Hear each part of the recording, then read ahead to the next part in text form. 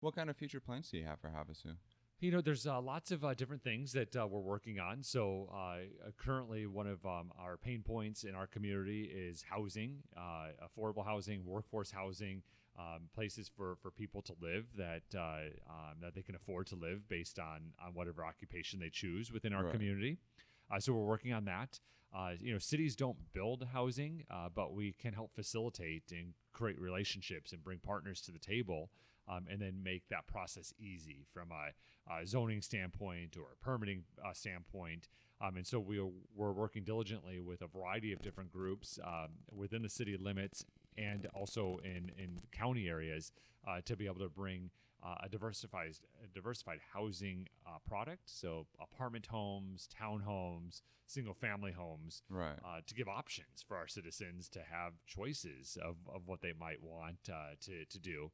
Another pain point we have is broadband infrastructure, so reliable, high speed internet services for our community. Yeah. It's certainly lacking here. We work on a multi-pronged approach to addressing that.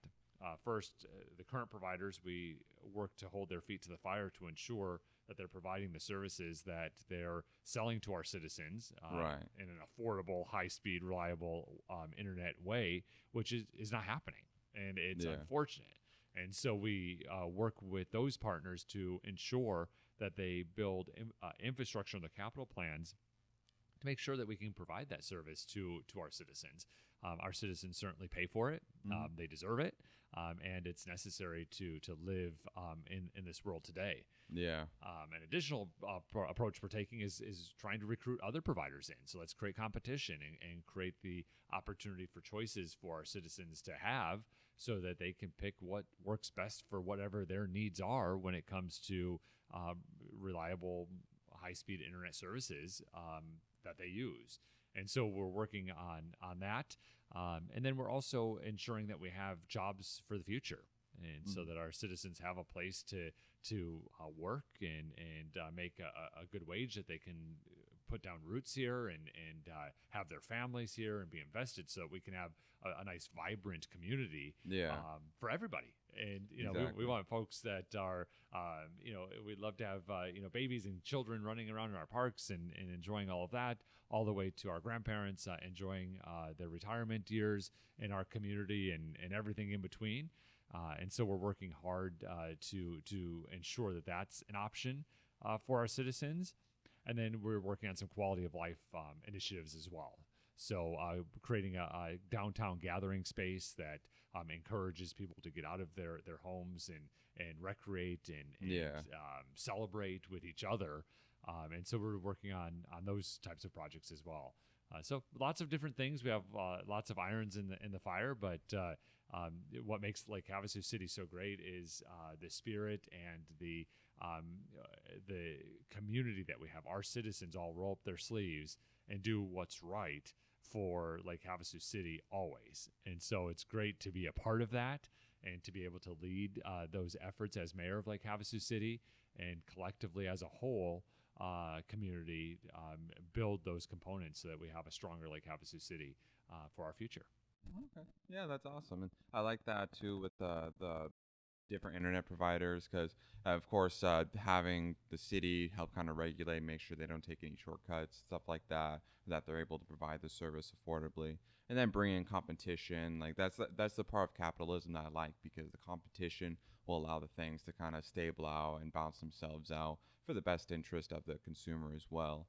And then, yeah, I like the whole idea with Havasu being community orientated because one thing I actually did discuss with David Lane was like future economic plans here, building a greater workforce. That way, it's able to accommodate like the work shortage that's going on currently, and then just provide more incentive for people to want to move here or just stay here in general.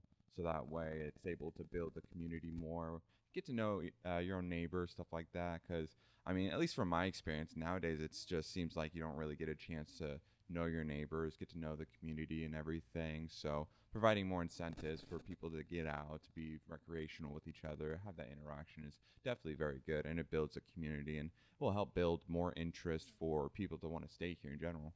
No, absolutely. And, one of the things I hear a lot from citizens that move here initially is they are so surprised that they're in the grocery store and someone says hello to them that they don't know, or that they're walking down the street and someone's like, "Hi, good morning, how's it going?"